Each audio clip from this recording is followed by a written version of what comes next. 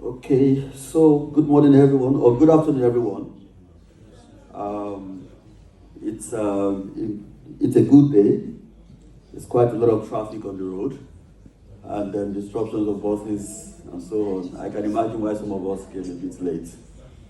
Um, so we are going to start right immediately. We are going to start right immediately. But before we go into the meeting, I'd like us to rise as we say a word of prayer.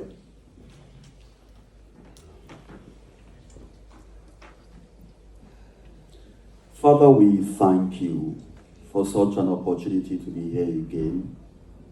We are glad that this opportunity has come, and because you orchestrated it. Be exalted in the name of Jesus. And we ask our Father, even as we have come, may our expectation be met in the name of Jesus. For many of our brethren who are on their way, we ask the Father that you will quicken their footsteps here. For many that you are set to bless, they will not miss their blessings. Thank you, Father. And for the speakers who have committed their time, their resources to be here, Lord, we ask that you bless them. In Jesus' name. Praise the Lord. Okay, so we can have our seats. So I'm going to be anchoring today's meeting. So my name is Adedotun Owolabi, and then I'm Nigerian. I'm also a PhD student or candidate at Wageningen University and Research in the Netherlands. So I'm studying human nutrition. I had a background in human nutrition, and then now I'm currently working on a couple of interventional studies for Nigerian children to help them improve their nutrition. And of course, whatever you get from that, such a research can also be applicable to some African countries, some other African countries. So that's what I'm doing. You will have your time. You will have the opportunity to introduce yourself. So be ready. Okay. So I want to first give a big thank you to Mrs. Martina for indeed helping us to. Can we put our hands together for her? Thank you very much, ma'am. God bless you. So indeed we have Mrs. Martina. She is the rector of Aberdeen University of Aberdeen. And also we have Mr. Edward Obi, who will also be sharing with us some good relevant information. There's of course Mr. Philip. So please, we are also kind of streaming this live for people who are also probably at work and they would like to join virtually. We have it recorded, and so we're going to share it with many other people, of course, on the Creed platform. First, I would like to invite Mrs. Martina for a short remark for this meeting. Please, can we put our hands together for her?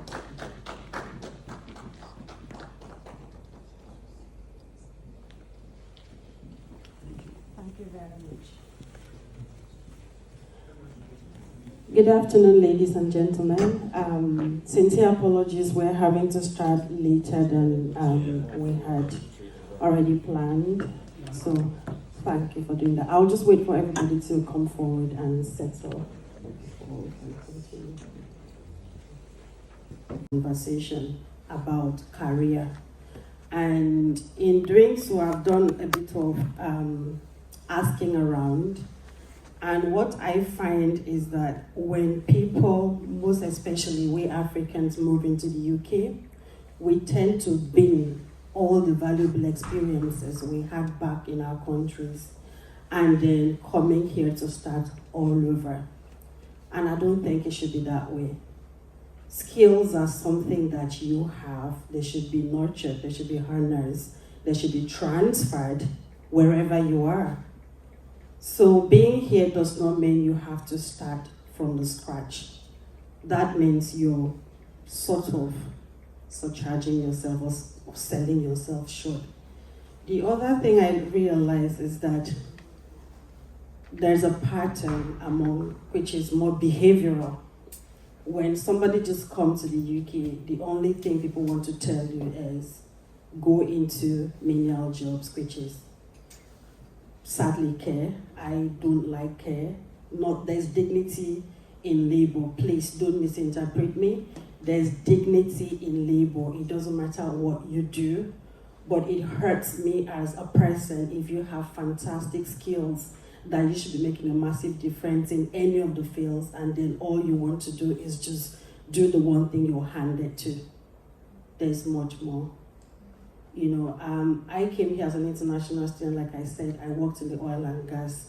I came to Aberdeen not because I wanted to work in the oil and gas. I came for my MBA, but when I stayed, I didn't stay for the job. I stayed because other circumstances changed, which marriage, being a young woman. And then secondly, my life was sort of orchestrated into a very different direction. I moved from the oil and gas into healthcare and into the third sector. Very unplanned, but it's life circumstances. And as a Christian that I am, I thought God just wanted it to be that way. Even if I didn't go that way, I would have dug my heels in to say, look, I have skills in the oil and gas. How can I make those skills transferable? How can I apply myself in the environment that I am now, other than saying, okay, whatever I did in Nigeria is, I've been it, and then starting over. Why should it be so? So we have in our midst here, Edward. I've worked with him over 8 years. This is not praises, this is my truth. He is one person who knows what he's doing. He is very good at what he does. And he has one of the kindest of hearts I have come to know in this community called Aberdeen. He is a selfless human being who will do anything for any other human being. You don't have to know Edward, be related to him, be in his circle, or be his friend for him to do something for you. And one of the things he does so incredibly is career advice. When I say I work with volunteers, this is me saying, oh, I have taken a young person. I think he's very good in administration. What training can we give this young person to be able to have all the skills, the support that he needs to move into job? Edward will say, okay, I think it's customer service skills, customer service training, bookkeeping, health and safety, all those things are relevant. And that's us getting training from his company. And I can tell you, training courses are expensive, but he can go as far as subsidizing that to say, look, let's just pay what it costs for this training to be done for that young person to get the skills that they need. So we've been doing this for Ndiocha.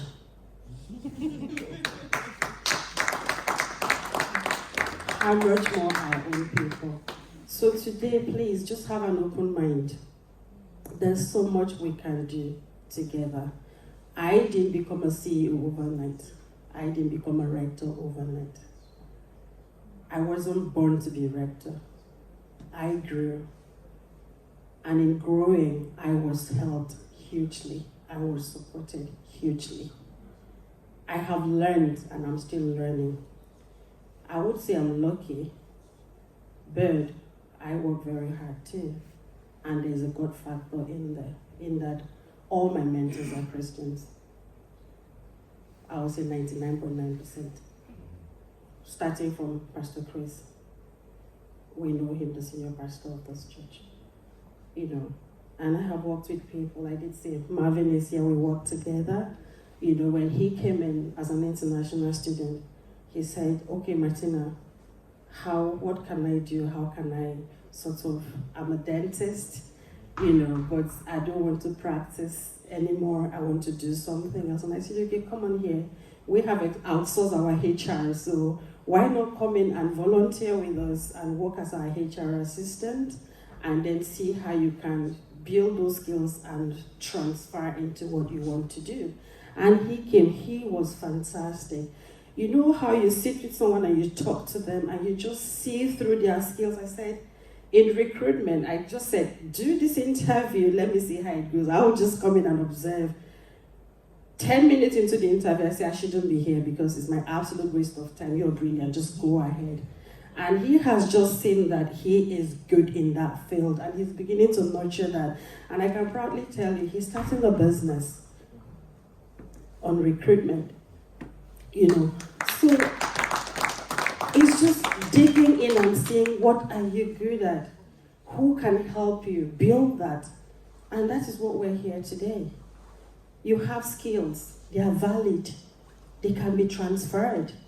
What can you do? Yes, of course, we have to put food on the table. I get that. But while you're doing that, which is putting food on the table, what is the long-term plan?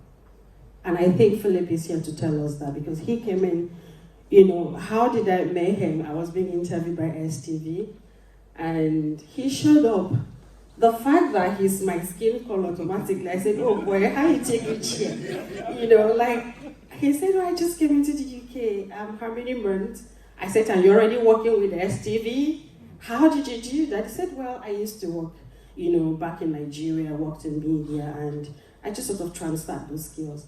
I said, wow, okay. And it happened that the wife is, I'll call her my sister, we're from the same place. For the first time I've met somebody from my place, I was like, you brought my sister to me. So, you know, again, he will be here telling us how you can look inwards and see the skills you have and how you can make them relevant where you are. So I think, like I said, I'm a host, I shouldn't be talking all through. So I'm going to hand over, and perhaps we make some introductions, and then we can hear from Edward, we can hear from Phil, and then it's open conversation. You have any question at all, please feel free to ask. Thank you very much. Thank you very much, Mrs. Martina, for that impressive and insightful introduction. You know, while we were trying to get to know each other, we spoke about something you mentioned there. And I said, apparently, since I came to Aberdeen, I have not worked. And quite a number of, a lot of us have gone into the care work, just like you said. And I said, why have we been focusing on the short term and forgetting the long term? You know, and so this is a very important session to elaborate more on this, and then to see how we can help ourselves through this. So thank you so much, Mom. Right now we are going to introduce ourselves. So assume you have a 30-second elevator pitch. Because the recruiters are here, the people who will help us are here. So I'm going to be asking us to introduce ourselves. Spend 30 seconds to introduce yourself. Who are you? What do you do? What kind of skills do you have? What qualification do you have? Okay, so I'm going to start right from here. Okay, please let's put our hands together for her. Thank you. Good afternoon. My name is Dekola Faleye. Presently, I'm running my master's program in human resources management at RGU. I've been in accounting. I had over 10 years experience in accounting. I have over 6 years in human resources management. So, in terms of skills, I'm team spirited.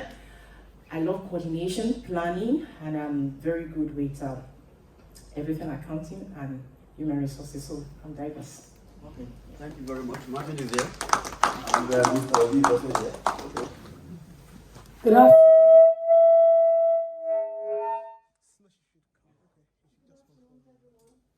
Good afternoon, everyone. My name is Habiba. I did banking in Nigeria for like 3 years. I was with Skybank, now Polaris Bank, international operations head office for like 3 years.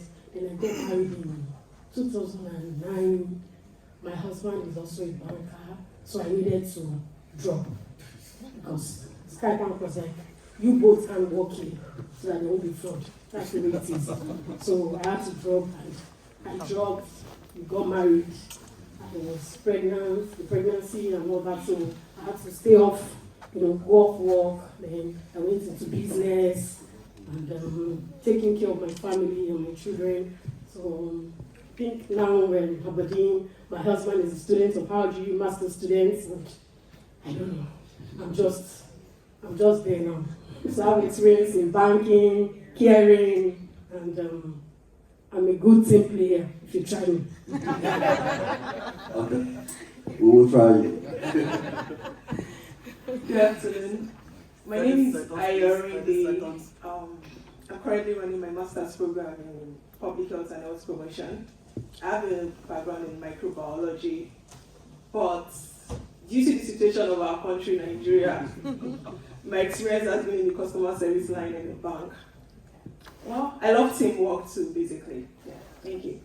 HR, accounting, banking. Okay. Good afternoon, everyone. My name is Olabode Precious. I'm 13 years old. I go to Luxor Academy and I'm in S2. And when I grow up, I'm still praying to God that I would like to be a lab scientist. Good morning, everybody. Good afternoon. My name is Olabode Benga Owinilola. I have a background in medical laboratory sciences. I worked in FCDA in Nigeria for close to 15 years before I came into Aberdeen. I'm currently doing my master's in public health at University of Aberdeen. I'm compassionate. I'm a team player. What is that? Okay, for scientists. Good afternoon, everyone. My name is Miriam Obeyo. I was a philosopher, administrator, and I was rooted in some secretarial job. So that was then in Nigeria. So when I came here, I just picked up passion for care job. So I'm currently doing care job, and I'm a master's student in public health and health promotion at RGU. So I love teamwork. I love to be a motivational speaker. So I love to motivate people to achieve their common goals. So that's me. Thank you. Good afternoon, everyone. My name is Isaac Olani Olawoy. I'm a PhD holder from the University of Surrey in England. I was once a lecturer in England, now working with oil and gas company at West geotechnical engineering, so to say. In terms of self-developed skills, I think I have much interest in financial instrument analysis. I think I'm gifted there, and I can see, I can tell someone exactly that this is time to buy this stock, this is time to buy this instrument, this is time to sell this instrument. And by the special grace of God, I'm open to start my own consultancy firms in Ireland. Thank you.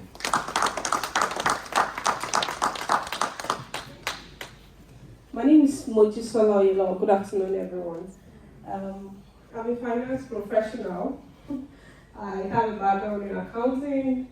I have done over 12 years of consulting, tax, core finance.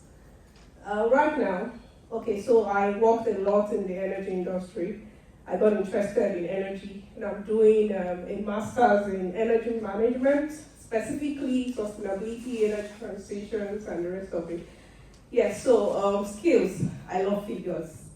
Of course, that's why I did accounting for so long, and I enjoyed it. And I love to work in teams also. I manage teams very well. I engage people quite well. I love to meet people, and I love to make a difference in my world. Thank you. Good afternoon, my name is Oluwatosin Susimaiwa. I studied accounting from Nigeria. I've worked in the accounting profession. I used to work with an international INGO, an international NGO back in Nigeria. I was a finance manager. I'm here now in Aberdeen studying for masters in financial management. So for me, I'm self-motivated, and I always, just as she likes figures, I love working with figures, and that's why I've stuck to my accounting, and I'm looking to diversify into anything that has finance and IT. Thank you. Good afternoon, everybody. Along with John Michael is my name. I'm currently studying information technology and cybersecurity in RGU. Prior to this time, back home in Nigeria, I used to work for Albertin as a corporate security. I was part of the security team. And then I moved in here to fully focus on cybersecurity because I love security, and I want to really impact in the area of information security. So I think in the last 2 years I've been trying to develop myself in this aspect. I currently hold a certification when it comes to security and some other security certifications, and I'm looking up to build on that. And I love to be a part of the team. I love to work with the team as well, and I'm hoping that with what I'm studying currently, I should be able to impact my work generally. Thank you.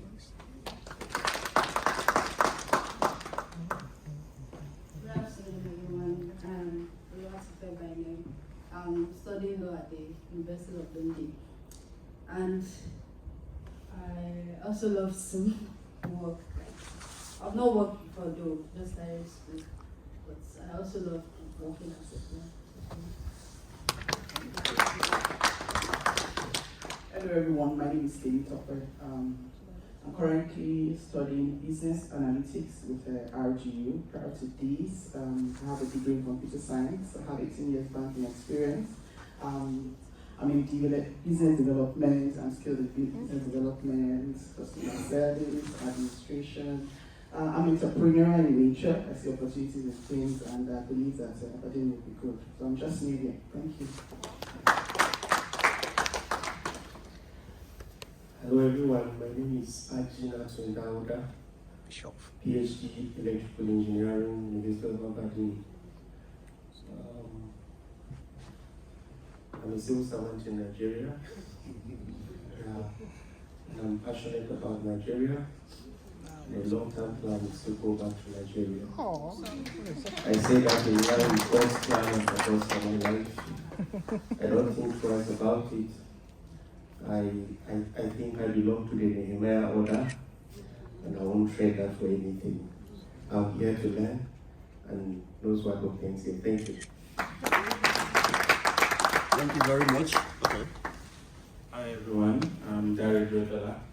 I'm a PhD student at the University of Aberdeen, and I'm currently conducting my research on how Scotland and UK can cope with water challenges under climate change. So my interest is highly in climate change. I'm also growing interest in data analytics. So I'm here to learn on what employers are looking for, so that when I finish, I will know what to do. Thank you. Thank you very much. Good afternoon. I'm Shimola Lubende. I lecture in Nigeria for 4 years in FUTA. I'm a scholarship to do my PhD here in geoscience and things. I'm a team worker, I think deeply, reflecting deeply. I like solving problems. If you say there's a problem somewhere and a solution somewhere, I choose problem more than solutions. That's it. Good afternoon, everybody. My name is Okwebi Johnson David. I had my first degree in accounting. I had an MBA. I was rounding up my MSc in business administration before we relocated in September. My wife is a student of RGU, project management. I started off my career in banking, progressed to finance briefly, then started off my own business in Abuja, human capacity development. I registered the Business Institute of Finance and Strategic Business Management. Since we came to, what's it called, Aberdeen, I can't even, there's a little bit of identity crisis because I don't even know what I am again. From cleaning to pretty much everything.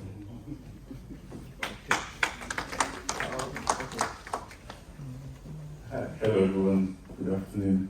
I'm Marvin Akwabagu. Like Martina pointed, I'm a dentist trained in Nigeria, but I love complexity and I love doing things. I love doing risky things, taking different paths and going along with my convictions. So I moved to Aberdeen to study global health. So I know Heather and the rest of the public health team at the University of Aberdeen, and I decided to go into the business of healthcare, and that's what led me to go to further my education with an MBA at the University of Aberdeen. So I love networking, I love managing people, I love having meaningful conversations, I love thinking, I love creating plans, drafting strategy, everything strategy, people's strategy. And I love meeting people, and there's a bunch of talents in this room. And don't let anyone tell you that you're not good enough, because that is what you have to face when you come into a society like this. So just feel free to express yourself. I love expressing myself, and most times they tell me you can't be under control. I tell them I know I'm not employable, but I love expressing myself. I love going in line with my condition. And I work currently as a data analyst with Tony Blair Institute for Global Change. And I did interview for that job. I got it via LinkedIn, so it was via networking. So feel free to meet people, mingle. You never know where the direction of conversation will go. And that's it. Before I give it to you, so I'm going to call you to do the same, right? But let me do my own first. Okay, so good afternoon again, everyone. My name is Dr. Wolabi, Dr. Wolabi. So I have a first degree in food science and technology, and then a master's degree in human nutrition in Nigeria. Then I got employed at Friesland Campina in Nigeria. You all know pig milk. As the nutrition head in 2015. Now you will ask me, how did I get a job? I, just like Marvin said, I don't joke with networking. I like to network a lot, and I like to attend meetings. So I got a scholarship to attend a meeting in Tanzania in 2015, and then I attended. While I was trying to network everybody, then I found one of my former professors, and then he introduced me to another woman who happens to be the head of marketing in Friesland Campina, and said, oh, meet my students, and meet my students. I got to Nigeria. I was supposed to travel again to Switzerland in 1 month time, but I was really bored, and then I sent a WhatsApp message to this woman, do you have something you would like me to help you do in a short while? And then she said, oh, can you send me your CV? Then I sent the CV to her, and she looked at it and said, oh, I see you have done something that we're really looking for right now. It was supposed to be a 3-month project. So I said, oh, I could do that, and then 3 months turns to 6 years in the company. I got promoted as the country nutrition manager, where I had the opportunity to lead all the nutritional activities in the company, for Africa, not just Nigeria in particular. And then one of the two major skills that I developed while working with Friesland Campina was product development. Because I have a strong passion for nutrition, I really want products to be nutritious and healthy for Nigerians. So I was always looking out for innovative ideas to produce new products. So I created quite a number of products. And one of the products that I developed is currently now in Nigeria and then used for the National Homegrown School Feeding Program in Nigeria. What is it called? I'm curious. It's called Milky Pap. Milky Pap. Why I created that product was also because you will find out that healthy foods are expensive in Nigeria, unhealthy foods are cheaper. Yeah. So you're wondering, we have over 40% of Nigerians above the poverty line. They won't be able to buy the nutritious products. So can we develop a product with that, such that even the lowest guys in Nigeria can be able to buy it? And that came up. Funnily enough, we were able to fortify with 14 micronutrients, and yet still very affordable. We discussed that with the government. I presented to 36 state governors on that product. And after the whole meeting, 6 of them came back and said, we want this in my state. Secondly, one other thing that I really like to do, which I have developed over time and which I would like to also use at different organizations, is the engagement and partnership and collaborative skills which I developed. And I did it I was able to help my organizations to do this to the highest level of government, the Office of the Vice President, where I worked on this board for 2.5 years together on nutrition with other ministers and also governors of the country. So these are major skills that I have developed over the years, and I would like to put them to work as soon as I find the opportunity. Thank you very much. Good afternoon, everybody. My name is Tayo Adewale. I had my first degree in agriculture engineering from Ladikakula University of Technology, Promotion. I'm currently here doing my master's in information technology. Thank you.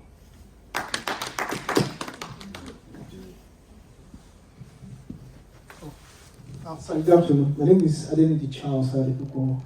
I finished from RGU from IT cybersecurity last year, June. I currently work as a software developer. Thank you very much.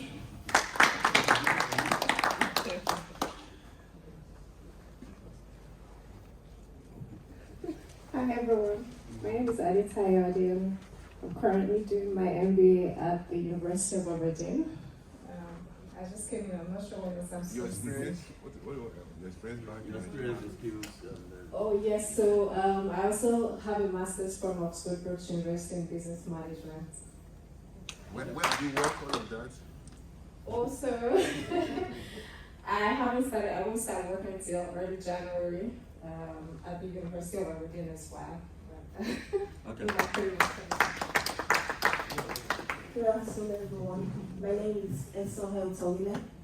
I had my master's in chemical engineering back home in Nigeria. So I'm currently doing my MSc IT with BI RGU. Thank you. That's all right. Okay. Thank you, everyone. So I'm going to ask Mr. Ovia and Mr. Phillips to introduce themselves, then you call. All right. Mine will be brief anyway. My name is Edward Obi. I've got over 2 decades worth of human resources experience. I've set up 2 companies over the last couple of years. I support businesses, whether it's small to medium-sized or large businesses, depending on their needs.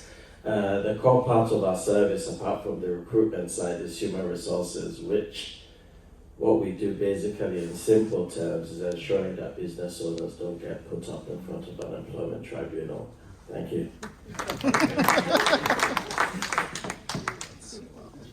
Okay, thank you so much. Hello everyone, my name is Philip Ihaza. I'm told to go to the front already. Okay.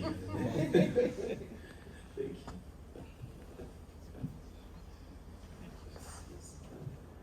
you. So my name is Philip Ihaza, and I would say I have about 12 years experience in media as a profession and also as a consultant. I work with a couple of local and international platforms back in Nigeria, including the BBC, CGTN, that's a Chinese TV, TRT, a host of them, Al Jazeera, yeah, just a lot of them. But I've been in Aberdeen since, I'll say 29th of January this year, and I've changed jobs. I think I've lost count. I tried to put a few of them here, and I think it's about 9 I can remember. But the point is, I think that's the reason Martina insisted I must come here. The point is, at the moment, I've actually switched career, and I'm now in the tech space. But I'll explain. Praise God. I can say praise God, right? Yes. Okay. Yes. Yes, please. So, yeah, I came in 29th of January with my family, my wife and daughter. My wife also has about 12 years experience in the education field or the sector. She worked in several schools in Nigeria, in Abuja particularly, grew to different ranks. And so, but at the moment, she's studying in RGU, business and HR. We also came at the same time, but she's switched career as well. And she's interning with Halliburton, an oil company. They refused to let her go. It was supposed to be 8 weeks, but they've held her till she's done with her school and all of that. Which is strange because the other interns have gone since during the summer, but she's being retained. Anyway, I think the first 2 weeks of I was told I have just about 5 minutes. I don't know how I'm going to do this, but I'll try. Let me just set my time so I can. Phil, sorry, can I override? Please, you have up to 15 minutes. Okay, thank you very much. Let me hear the details. Okay, Please. put your hands together for our host. Thank you. So I'll try and maximize the 15 minutes. Okay, so I think it was a major deal for us to leave Nigeria because it wasn't a search for extra comfort or all of that, because I already told you I was working for a couple of international platforms, so I was not paid in Naira. I think the first time I mentioned it to Martina's husband, he thought I was crazy. When I told him the figure and all of that, because he said, even if I get a good job here, when will I grow to earning that much? But don't worry, I'm earning that much now, even more. So we got here, and I think the first maybe 3 or 4 days, maybe within a week, when we got here, I already got a job as a sales manager or something. You know, one kind of sales job that you have to go from door to door. The good thing it was a very high profile job because you only go to, I think, the most expensive streets or communities in Aberdeen, because they were marketing very good products. They were marketing a charity organization and all of that. So they had this data of Aberdeen where you go to only high profile places and you knock from door to door and tell them who you are. And I had 1 day of probation and I didn't go back because it was cold.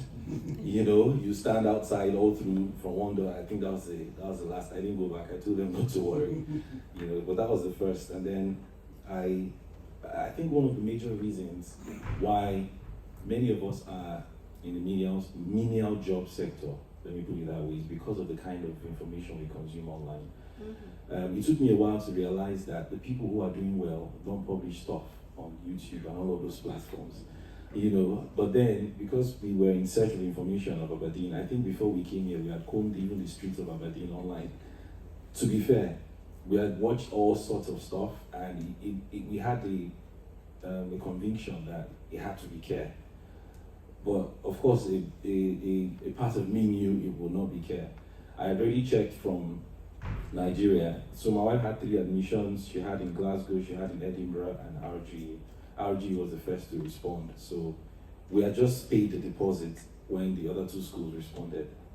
We thought it was a mistake, but I think looking back now, God had a plan, a bigger plan. So for me, it looked like a mistake because there are no really good media jobs here. Glasgow would have been better. BBC called, since I'd worked with them before, if I would be able to move to Glasgow. I have a toddler who at the time was not even school ready, so I told them it would be difficult. And you know, media, you can't really do hybrid or remote because you have to be in the studio, I used to be in front of the camera, so you can't be at home and work. So I had to turn down some of those offers. And then I sent to STV News. STV News is Scotland TV. So you understand what that means? It's for Scottish. That's the reason she said it was strange when she saw me coming to interview her on behalf of STV. I was the only black in the whole newsroom. Anyway, before that time, I had spoken to them and they said, there's no opening at the time. But they looked at my CV, they couldn't believe, you know, all the platforms I'd worked with. So I didn't really do an interview per se. It was more of a conversation. They just wanted to see how they could, you know, squeeze me in through the door. There was no availability, there was no opening. So they said they'll get back to me. And I think I have a problem with, there's something someone calls, is it adrenaline push or something? You know, I get bored easily. So I couldn't wait for their call, unfortunately. So I went into care. I did a couple of trainings with, is it Florence Care? I think that was the first one I did with. I did all the trainings. It got to referral, is it reference That's where I got stuck. So I left that one. And then I went to Aberdeen Serenians because I looked up, I had this site where I check which care company can sponsor. You know all those things. Don't worry, I've done that as well. And then I think the mistake was I got the job as a relief worker. I didn't know relief means it's only when they have shift to call you. So I was really excited. I told my wife I've gotten a job, they will sponsor and all of that. First 1 week, no call. Second week, I'd done all the trainings. I think I was number 3 in the entire staff rank, which means because they have this training, it's called gamification, where the more you learn, the more you earn points. So I was bored, sometimes 3 a.m. I'm still doing the training since they've not called for shift. Oh wow, that's my timer telling me I'm done with the 5 minutes. Let me just quickly put it up. Yeah. I've heard you now. So this is the first time I'm using this and it's trying to embarrass me. Alright. So Aberdeen Serenians, I got bored, I got to number 3, I called them separately, they said it's because it's relief when there's an opening. So while I was in Aberdeen Serenians, I got another one, Kapakali Care. All of this was within 1 month of my arrival in Aberdeen. Kapakali Care is care at home, not, is it home care? Not care home, yes. So I think that's the job that got me to know everywhere in Aberdeen. Because I've been to, I've been to Elon, Balmidi, Stonehaven, Port Letton, call all the places in Veruri, Huntley, thank you. So that was really stressful because I was paid less. You only paid for the care, the service, not the commuting. So it was disastrous, but I was there for a while because I didn't want to lose that. And then I did a research. I think that's what I need to point out here. Because when you're in a place, you need to try not to be comfortable. So I did a research because anytime I go to care for those vulnerable old people, I ask myself, so where are their families? Why are they at this state? And all of this. So I go back and I'm reflecting. So when I get old, is this how I don't want to be like this, So when I went back, when I did the research in the care sector to say, okay, what would be the highest earning possibility? Let me even know the future of this sector I'm in, When I checked it, it wasn't a lot. Even if I registered for SCQ. I forgot to mention that. So let me tell you, I did all the things that would make me earn the best. As a senior carer and everything, I think it didn't get up to 40,000 a year, thereabout. So I was asking myself, 40,000, at least I've seen foreign currency before. So with all the tax and everything, that's not even close to what I was earning in Nigeria. So I already knew I won't survive here, So I also said, I think I got a Red Cross volunteering. Just to tell you, I wanted to get to the tip of the career in care. I currently volunteer for Red Cross because I'm still there even if I don't get to do anything. Because I knew you need some of those things to push yourself in the sector. After a while, I got New Cross. You need 3 months experience and all of that. I got staff scanner, seniors first. All of this was within, say, 4 or 5 months. And then I got STV News. They called me back to say, they finally called back. They were actually keeping in touch to say there's still no opening now, but we're working on something. And when they told me the offer and the position, it was production journalist. But I've always been a broadcast journalist. Production journalist is definitely way less than it. But I told my wife, I said, well, I'll just take it because it's a professional job. Let me even keep that career. She was excited. She said that's even strange for them to tell you to join them. You're the only black, it's a Scottish TV. How do they even explain to their bosses? They must have done all of that during the months of not calling me back. So that's how I went there. But I realized that it would take me a while for me to really get into the circle. There's no racism. I don't want to report them, but if you understand what I mean, it's a different environment. No matter how skilled you are and all of that, it would be difficult to break through the ranks. So already in my mind, I knew it would work. So along the line, my wife told me about one of our colleagues that mentioned something, a new course. Oh, I didn't tell you this part. So all of those periods, anytime I come back from the care, because there's no mental push, there's no mental involvement in care. It's basically, you know what you do, yeah. So there's no mental, and my years of media experience has exposed me to a lot of research and a lot. I read a lot. I get bored if I'm not reading, So when I get back, I open my laptop, I'm researching, I'm doing this and that. So I had this friend who has been here for 6 years. He has his documents and everything. So from day one, he already started telling me, look, you can actually be in the professional sector. You have a good background. Even if you want to switch, you can switch. You just need to do some trainings and all of that. So I did Aberdeen. I checked all the broadcast journalists and everything, their fees and everything. It was, even my guy in STV was not earning up to maybe 40 or 45. So I knew that field, maybe I might have to keep it. So I looked for something else in media. It was PR. And I saw that PR would earn even more. So I started a course there and I paid for it until my wife mentioned another one in the tech field. I said, tech, me that I don't like all those coding and all of those things, which is in now at my age, and I'll start trying to learn all of those things, but I called the person she spoke with so I can get more context. And I said, well, let me just push myself. I realized it wasn't really the coding thing, something about agile and all that. So I paid over £1,000 to learn the course. It was going to take about 2 weekends, and I had shifts booked for those periods. I remember I was in the train one time when I was taking one of the trainings, and the network was really bad, but I made sure, even when I got to the cable, I put my earpiece and I was learning, just to tell you how I had to make it work, so there's no excuse.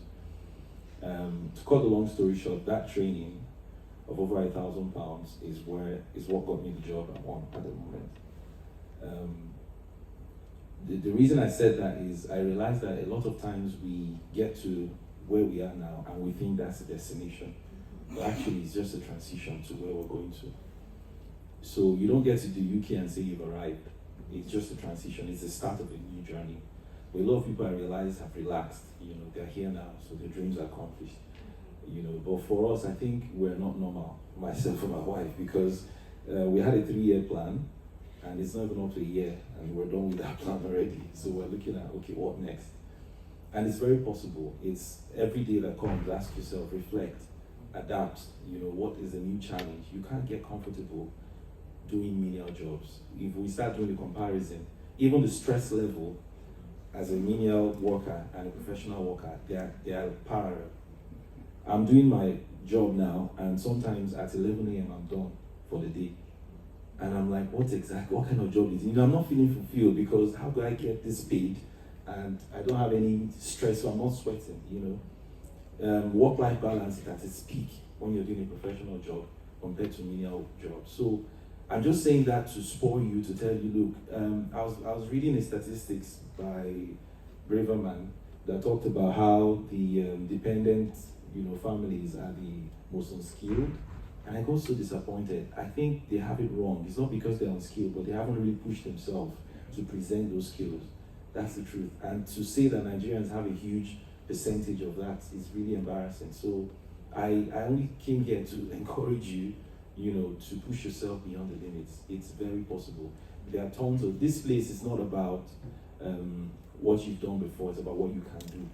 I was attending a webinar that lasted till 2-3 a.m. yesterday, because it was organized from the US, and somebody mentioned something. I think you agree with me, sir.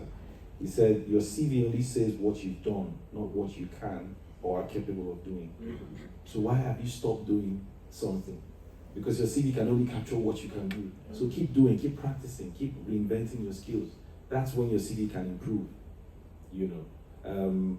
Then I've realized also that there are patterns to success. There might be different pathways, but there's a pattern to success.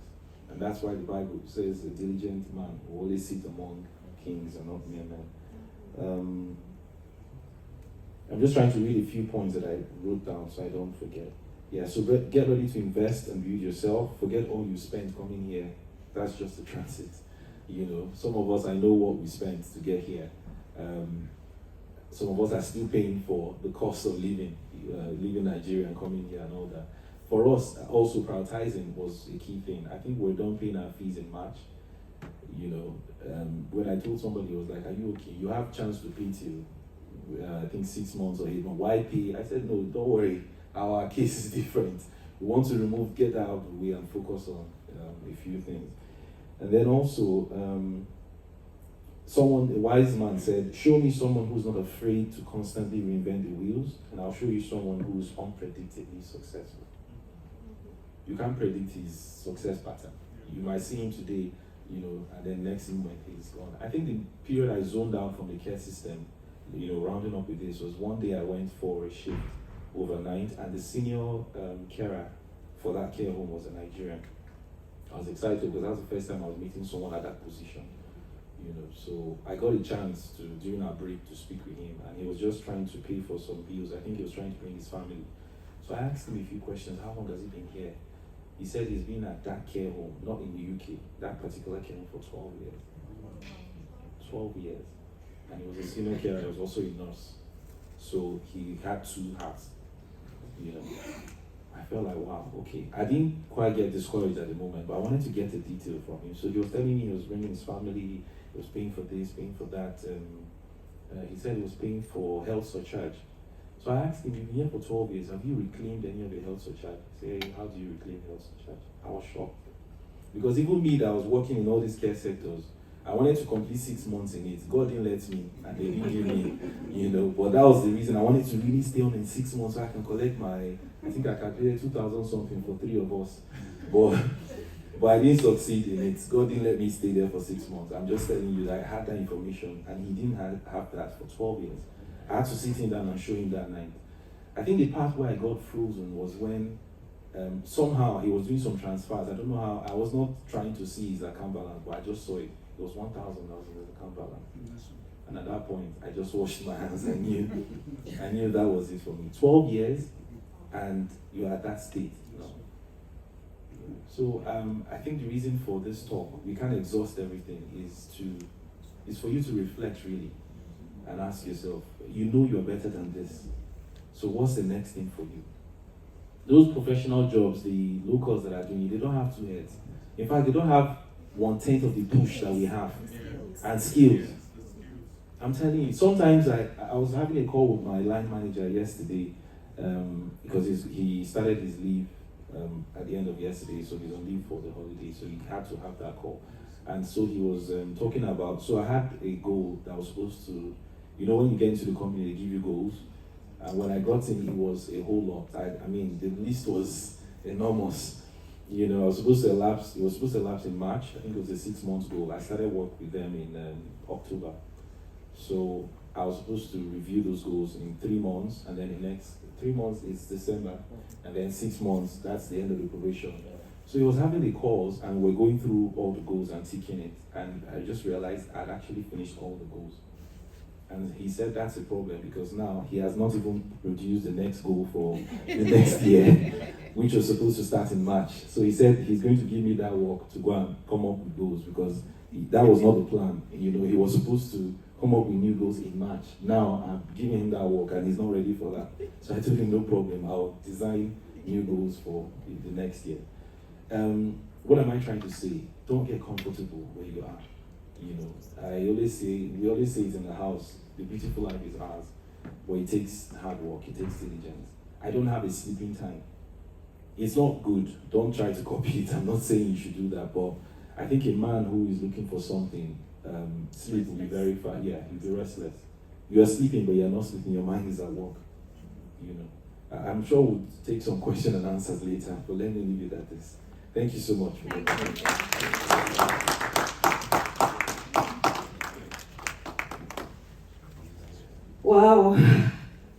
Wow, thank you so much for talking so honestly. I'm just so grateful that you didn't hold back, and I really admire you for that. Thank you.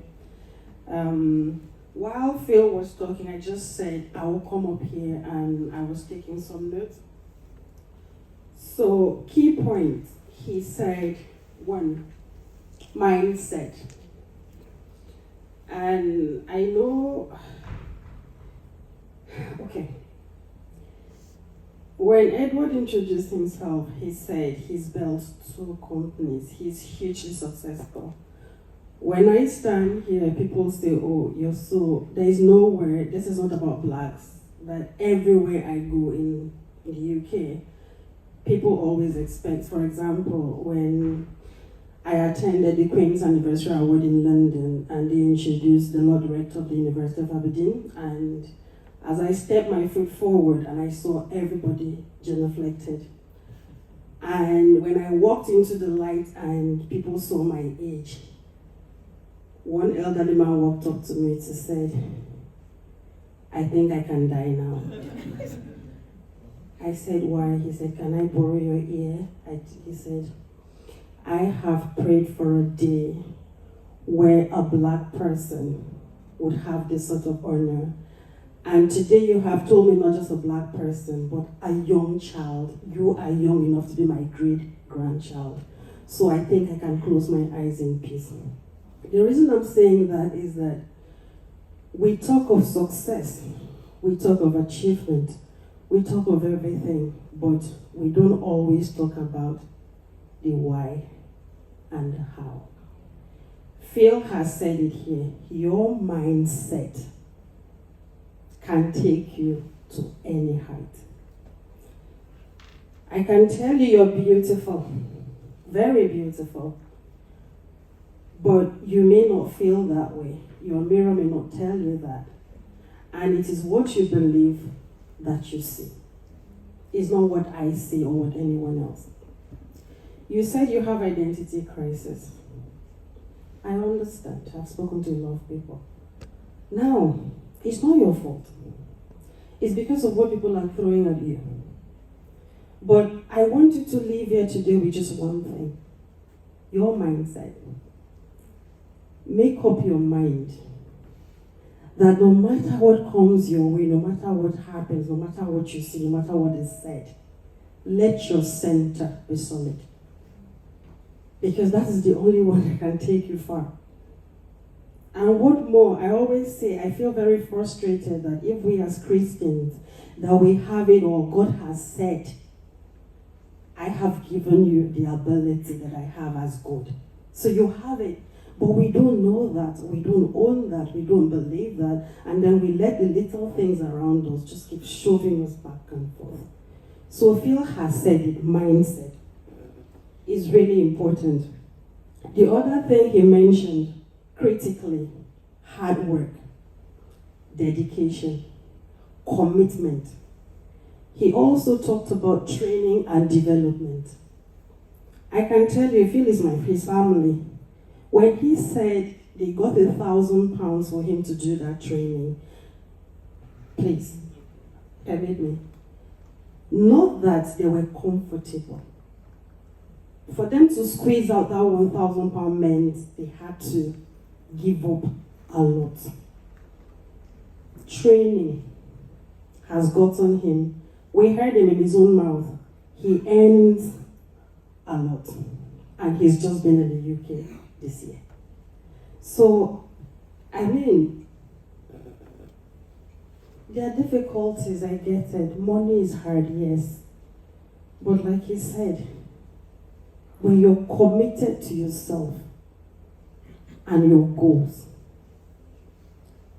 you'll find a way to make it happen. He also said reinventing yourself. Life is constantly changing. Skills and careers that were relevant in the past are no longer relevant today. And we have a huge pool of talent in this room. There's so much we can do. I think Edward would maybe open our veils and we can see more clearly. And the other thing I think he said was volunteering. He mapped out a career path. Okay, I'm in care. How do I get to the top? So while I'm doing ABC, if I volunteer with the Red Cross is an international brand. And he did say, I don't have to be there doing anything. It's just so that let the name of Red Cross be in my CV. Anywhere I put out that CV, they know I have the skills, they know I have an internationally recognized organization volunteering. So I'm just going to hand over. I just wanted to mention these key points. And then we'll have Edward come, and obviously we'll open the floor and we'll have more conversations. Thank you very much.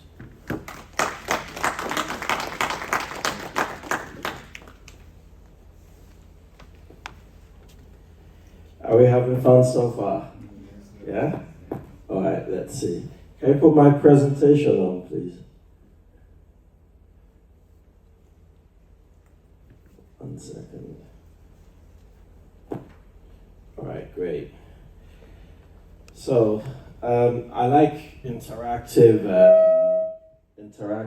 sessions. So I'll pick on somebody. So hope you don't mind. Let's see. Okay, please tell us your name again. Okay, my name is Miriam Okwero. What do you do? Now? Yeah. Okay, I'm doing care job now. And I'm currently studying at RGU. What did you used to do? I used to be an administrator. Administrator? Yeah, Okay. So for how many years? just for like 4 years. In Nigeria, right? Yeah, Okay. What company was it? it's school. Sorry? School. All right, okay. Thank you so much. How many of us have a LinkedIn profile here? Apart from my esteemed... Who? Okay. Can you pull it up on your phone, please? Let me take a look at it, a quick look.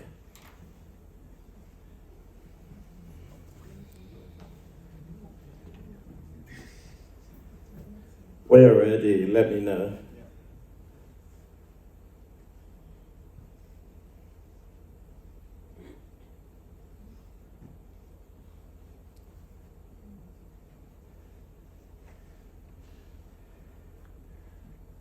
Don't worry, patience, patience, patience. Are you ready now? All right, okay.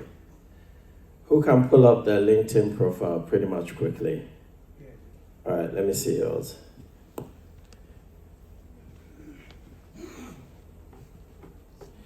Are you currently working at the moment? Okay, no. Where are you working? Technical FMC. Technip, no, I'm looking for somebody who's not working. Do you have yours? Okay, let me see. Are you currently working at the moment? All right, let me see your LinkedIn.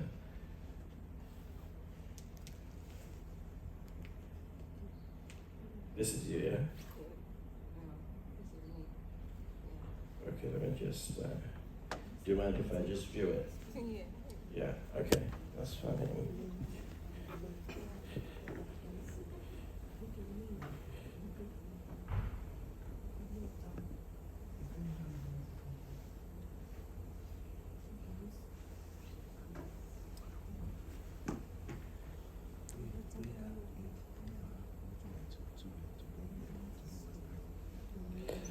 Okay, in a nutshell, give me your experience. Just in a nutshell.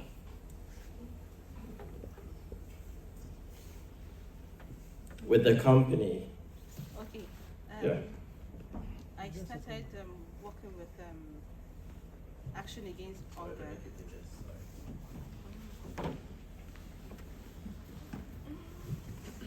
Okay. So, current, right? Sorry? Current work experience. No, where were you in 2008? I was with Action Against Hunger. 2008. Yes, I was with Action Against Hunger 2008. Sorry, 2018, sorry. Oh, 2008. Don't worry, take your time. There's a reason why I'm doing this. I was with CISLAC, Civil Legislative Advocacy Center. In 2008. Yes. Are you 100% sure? If you don't know, you don't know. No. I Where were you started in Action 2008? in CISLAC in 2019, 2009. No, that's not what I asked. Yeah, I'm Where just were you going in through. 2008? That's all I want to know. Akitola Williams Lloyd. Okay, what did you do there? I was just an audit trainee. Oh, what, sorry? An audit trainee. Okay. Is that what's on your LinkedIn? Yes, Believe or you I know. know. That's not what it is, but it's fine. You see, the reason why I did that was, you know, we all are in a situation whereby we leave a digital footprint everywhere we go. And one of the key things is your LinkedIn profile is basically your CV, digitally, not the one that you present. And if for some reason you can't get it right, you can't get it right. It is what it is. So we need to start from where we are and then progress from where we want to be. So a simple question, it took you off balance because you weren't prepared for it, right? But that's the key thing. When you come here, you need to be prepared. You know, you've come from a different culture down here to the UK. You built experience. And all you want to do is to showcase it, either progress accordingly with that experience that you built or do something else. So what is your postgraduate in? Accounting and finance. Okay, so what do you do now? Sorry? Yeah, are you working currently? Okay, any reason why?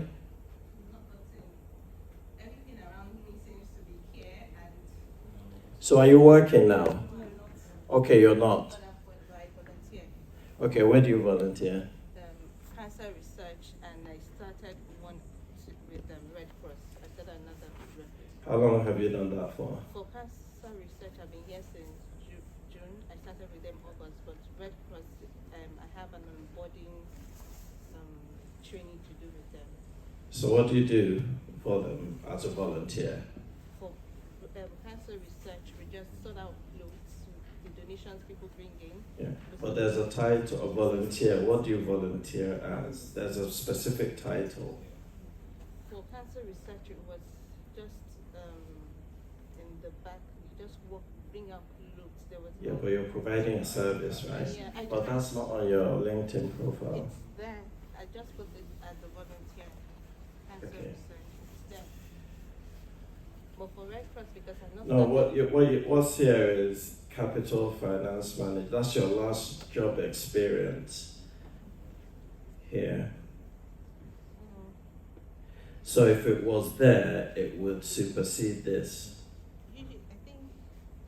But what I'm trying to say is it's supposed to be after this. Okay.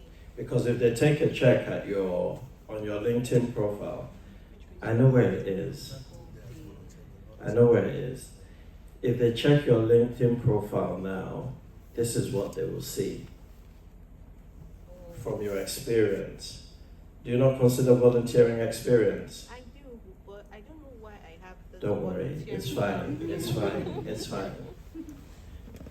See, I put you on the defensive there, right? You had to start defending yourself. But it's the little things that count. Now, if I asked you a question, what are you doing? You say you're doing nothing. And then I had to dig deeper, you said you're doing. So that's very, very important, okay? I won't have time to go through everybody's LinkedIn profile, but I just decided to do that as an icebreaker right now, so that's fine. It sets the tone of what we're about to do. Can you take us to the next page, please? So this is what we intend to cover, okay? Just a few hints and tips that will help you. Let me give you, how many of us believe in affirmation here? Everybody, right? Do you affirm on a daily basis? So what do you say every day? Just go through it as if you're alone. How do you affirm? I just look at the things I like. How did they? No, just say it. Okay. There's a reason why I take you back, because here when they ask you a question, don't just focus on the question. Okay. Now the question was, how do you affirm every day? Just roll with it. Well, I just look at what I have to do today. Look at my schedule for the day. Plan. Talk to myself. That's fine. Okay. All right. Affirmation is like this. I wake up and I say today's going to be a good day despite whatever what. That's affirmation. And that guides you throughout. Now, one of the things that I've seen is that when we're in a situation whereby somebody's interviewing us, we respond just for responding's sake. We don't listen to the actual question to respond. And that, some people are good at it. You know, they listen, they get the question, they respond. But some don't. And from a recruiting point of view, if somebody has 20 people to interview on that day, you know, they won't have time to listen. They make their mind up about you as an individual in the first 60 seconds tops.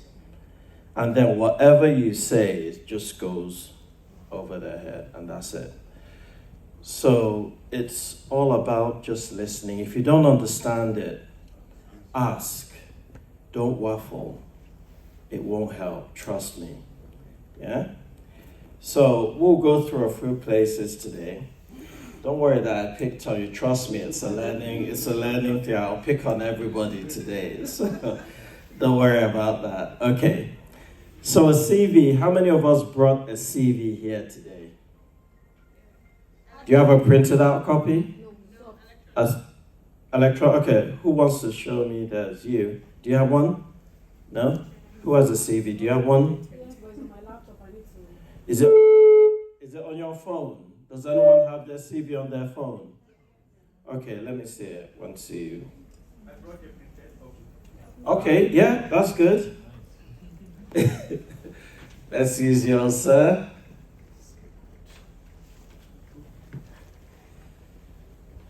Our first topic today is writing a CV to do what? To impress, yeah? Okay, just give me a few seconds.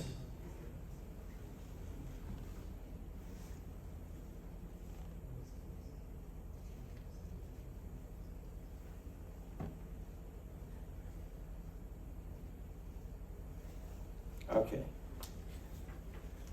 I'll just ask you one question. How impressed are you with that CV? Just say it. If you are, it's all good. If you're not, it's still you're gonna get a few points moving forward. Not impressed. All right, that's fine. So let's go to the next page. Okay, yeah, let's pause here for a bit. You see your CV, right? If you don't get it right, you don't get it right. But if you get it right, the whole essence of it is to get you, at most, through to an interview. That's the key thing.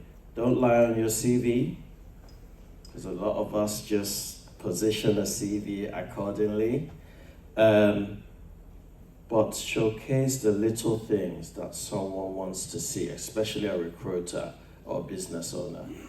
If they put out an advert and they've got over 100 CVs coming through, your CV in the first few minutes has to create an impression.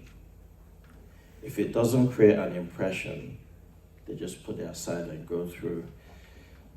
Somebody said they had over, how many years experience did you say you had? You. How many years experience do you have? 4. 12 years? Who said 18? 18.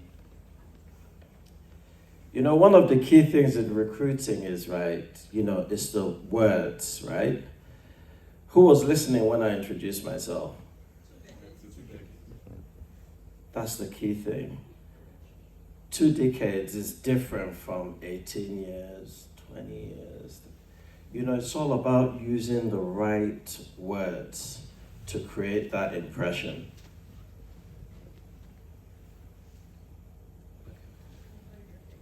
Yeah. So that's the key thing. We just need to make sure that we use the right words, okay? Now let's go through the other, let's take one. Now for the gentleman there who gave me his CV, okay? Don't just list your job responsibilities. That's what that CV did, right? Highlight your achievements and results. You've had certain achievements, right? Give me one of them. If it doesn't come to mind, it's fine. Why it's a little difficult to state my achievements on my CV. If you look at it, my last role before I came to UK was a technical assistant to a director general. So invariably, every achievement I did was for him. So it's under his name, reported under his name. So They are your achievement only. well, I'm not trying to argue or defend. For example, if I produce a document for him, it comes in his name. But you did that though. Yeah, there are some my name cannot appear on. Okay. All right. So a 2-page resume, right? There are a few things, you know. You can use bullet points if you don't want to go too far. Let's say, for example, and I think this last paragraph relates to what you've just said. You know, whether you're the person who gets the glory or not is immaterial. You've sort of supported that function. And that function that you've supported, those are your achievements, whether you like it or not, or the support that you've done. And that's what recruiters want to see. Let's go to tip 2, the next page. You see a job description. Who's applied for a job recently? Anyone? What job did you apply for?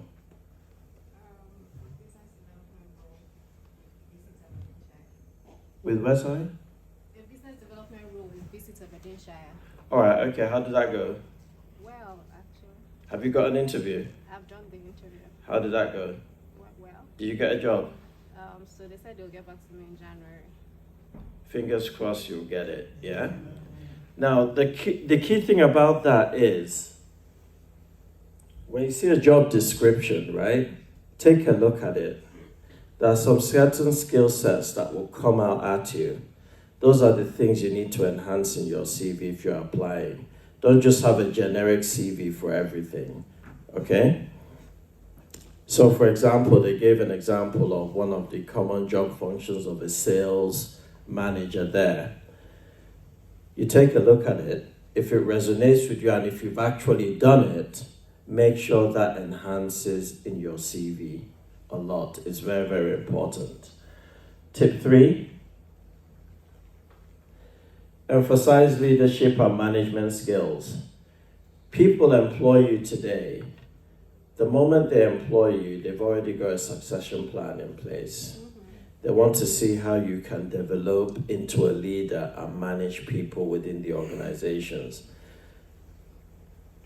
If you don't display your leadership and management skills, it may not be as good as you want it turned out to. So if you can, please make sure you emphasize that. A lot of us, 18, 13, 10 years experience, you may have been in a position where you've managed people before. So if you have, make sure that shows very, very clearly. The next point, please. Now, this one is all about our soft skills. A lot of us have soft skills, right? So this part, it will focus on what those soft skills are and how you can relate that to your CV, okay? Now, do you have your CV? You wanted to show it to me before. Can I see it, please? No, the lady who's just got a job with Visit Aberdeenshire. No, just download it. I could just look at it from your phone if that's okay.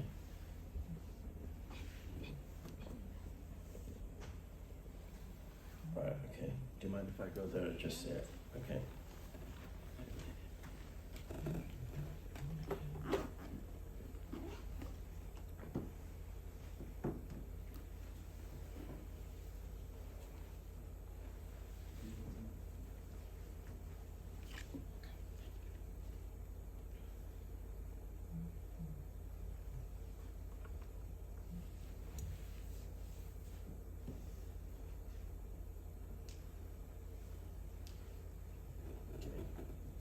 Thank you so much. Yeah. Make sure when you get that job, you come and give praise, yeah?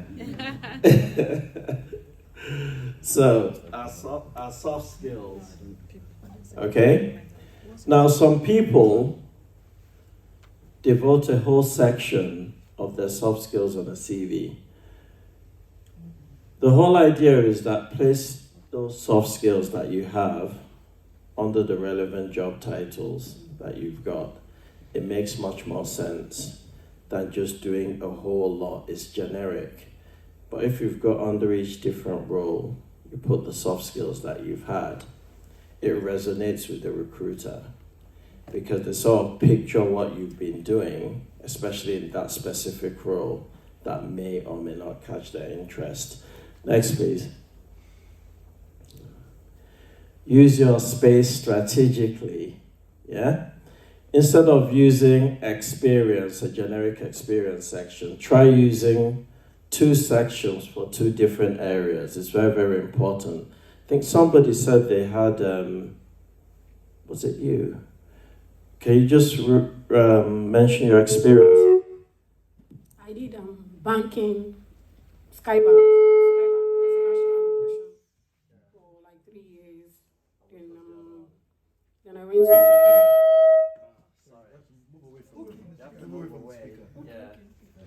okay. Then I went into care. That's all. Okay. Somebody said HR and finance. Who was it? Was it you? Yeah. HR and finance, right? So that's where that 2 different areas will benefit someone like you. Okay? So it's all about intersections so that you can find your way into either sector.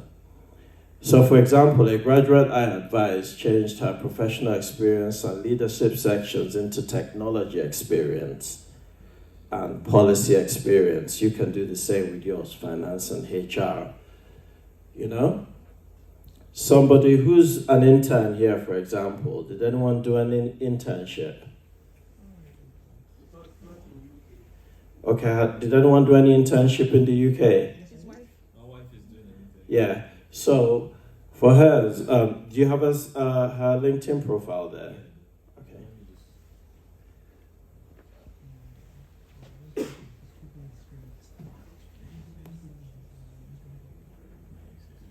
The internet, yeah. I'll show you what to Okay. The key thing about that, if you're doing an internship, just make sure that the intern title is there. Don't just put internship with Baker Hughes or whatever it is. It needs to be specific, whether it's a finance intern, HR intern, admin intern, commercial intern, cybersecurity intern. Just put that because that amplifies the CV quite a lot. The next page. Now, some people use vague languages like completed tasks assigned to me, etc. They just copy a job description and put on their CV. That's generic. People will look at it and say, okay, what did you actually do? Okay? So, for example, there was this person that had this experience abroad, not even here. Okay? So, assisted with language classes, some people just do that. You belittle everything that you've done. You need to amplify it more. So when they changed it to design and taught the English and French language curriculum for at least 50, it helps. Okay, so it's all about the little tweaks that you've got. Can I have the next page, please?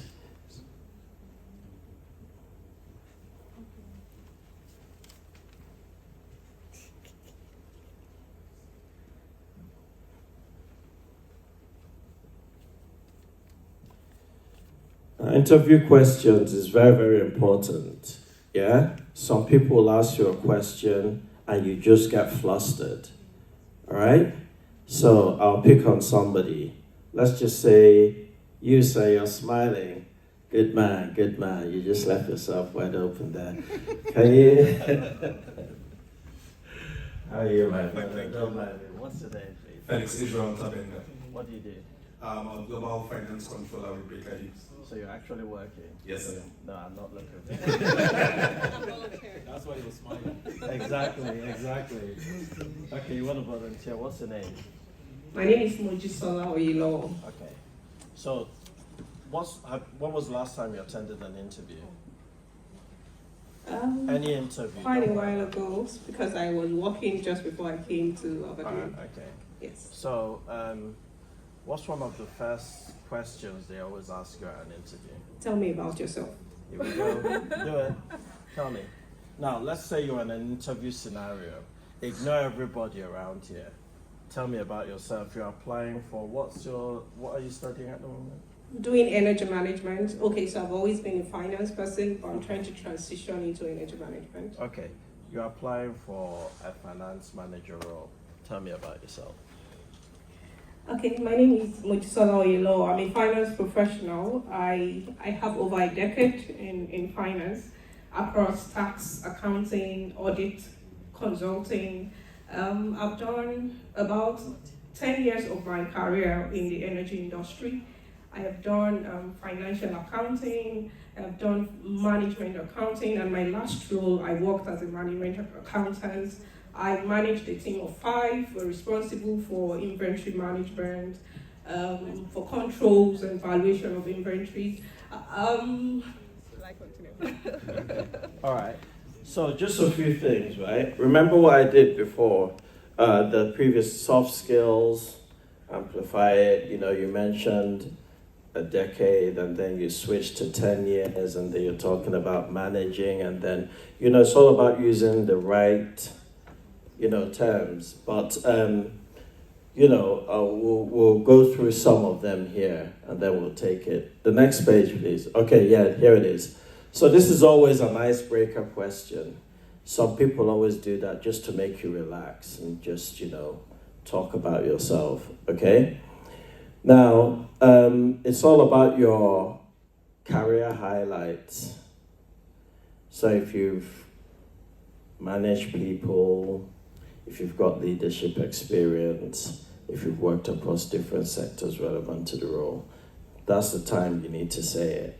And rule of thumb, not more than 2 minutes, but it needs to be punchy. Yeah? Next. Why do you want this job? I need the money. Yeah? All right? Now, I put you need to be honest, but not too honest, okay? Now, if the reason is your boss is a nightmare and you hate your colleagues, instead talk about the positives of the job ad. What made it jump out at you and think, I'd be good at this job, that's why. Okay? Now, did they ask you that? Why do you want this job? No, the lady who just got a job. We're progressing here now. She's already got the job. If they didn't ask me, but I would have highlighted my skills and how it matches the role and how my passion and my values sort of aligns with the organization. Exactly. Yeah? I'm coming for you. Just be listening. You've got a question there, right? Next. Now, what did you dislike about your last job? You've worked in places before, right? There are some jobs, you just don't like it. So if they ask you that question, what would you say? I'll just say there's need to career progression for my life. Yeah. Never take a dig at your former employer. Yeah? Because, if you do that, they'll say, oh, that means you can do the same with us, So always highlight, if there was no career progression, just say, I've done it all within the organization. I want to look for more challenges, and I feel that this role will provide that opportunity to me. And they'll be like, okay, yeah, that makes sense. But if you just say, oh, my previous boss, Martina, was giving me stress every day, they'll be like, oh, really now? you know? So that's just the way it is. The next one, please. Now, how many of us respond to criticism well? How many of us? Yeah? Yeah? It's a learning curve, right? We all learn. Nobody knows it all. I don't know it all. So if somebody genuinely says, oh, you know, you could have done this better, the whole idea is to listen and then take it on board and then reflect and then act accordingly. Okay? Nobody is basically perfect, trust me. Even the person who will be interviewing you, you know, he might be the worst manager within the organization, but he has to interview you all the same. Next, please. What are you most proud of in your working life? Now, whenever they ask you this question, this is the time for you to shine. Okay? So, like my brother here, this question is for you. Because you said that you don't want to take the glory, but now you need to take the glory now. So, what are you most proud of? I'm most proud of getting the Nigerian energy policy approved by the federal government this year, 2022. We worked on that project for some years, and finally we got the federal government to approve it. Secondly, the Nigerian Startup Bill, which has become an act now, we worked on it. It has been passed into law and assented to by the president. So these are my two very proud achievements. Round of applause. Why did you mention that in your CV? Why is it free? Wow. This is how we hold ourselves back, right? Would you have known that? No. Nobody would have. But here we are. Okay, next. What are your weaknesses? Does anyone not have a weakness here? I do. Okay, we've got a global finance man who wants to tell us one of how to respond to that question, yeah? Thank you, sir. Probably before the question on the last point, just one thing I picked up as well in terms of responding to your achievements. For me, I generally categorize everything I do into people, process, systems, and also that depends on the job you're doing. Find out what is most critical to that job, that role, or that leader, and your achievements should be in those buckets. Now, to this one, what are your weaknesses? I'll give a simple example I used. I'm from Cameroon and we are bilingual, French and English, and when I was asked this question, the weakness I know it's because I couldn't communicate correctly in French. So I responded in French, je m'en fous les erreurs quand je parle en français. Now, the manager is a francophone, and he understood exactly what I said, that I don't care about the errors I make when speaking in French. So it's more about turning your weakness to your strength. Yeah, exactly. It's more about selling even your strength in that weakness. Yeah. So, thank you, sir. Give him a round of applause, guys, yeah? Don't be afraid to talk about your weaknesses, but it's all about flipping the switch, yeah? All right, so I'll give you a few examples of how, if you're in that situation, that you can then answer it. Just the next one, please. It's all about focusing on areas you can improve. So, for example, you know, you can get someone who says, my weakness is I can't stay on one assignment too long. I just jump on to the next. That can be a weakness for everyone. But you can then turn it and then say, I've got a few things in place to enable me focus to complete a set task as assigned to me, for example, okay? The key thing is, whatever you think is your weakness, there's always an improvement of it, okay? The next one, mention a non-essential skill. Do you have a non-essential skill? Do you think you do, mademoiselle? Our HR guru? Non-essential, like non-essential. Okay, I don't know about, okay, let me just say, if I'm to talk about my weakness, one of such is I'm impatient with lateness. I don't like people standing me up. So I have a pet peeve for lateness. So I always plan and plan ahead to get to a place on time. So I don't know if that is... No, that's cool. You know, some of the roles that you apply for, right, will be pretty much straightforward. Okay, nobody will say that, you know, let's just say in one of your roles as a HR associate or manager, that you go to a networking event and speak to the public. So, you know, that's a non-essential skill for a role. But, you know, if it does come up in the future, it's good for people to know how you would be able to turn that. The next one, please. Turn that minus into a plus. You would think it's a negative, but it's not. And our brother just adequately portrayed it there. He responded in a language that he was comfortable in. Some people would have said, oh my God, how dare he speak French, you know? And I think it was an English interview, right? You know? But then, because somebody could understand where he was coming from, that then turned into a strength. Now, as we all know, we've all got times for this event. And because we didn't start on time, we have to end with the time assigned to us. But what I will do is, you know, the organizer's creed, if you can send them all, you know, for those who are looking for a job, send your CVs through, he will forward it on to me, I'll take a look at it, and then we'll see how we can support you further. But time is not of the essence, okay? Thank you so much. I was taking some notes, but we don't have time for me to point out the very vital things that he mentioned. But Edward, thank you so much. That was fantastic.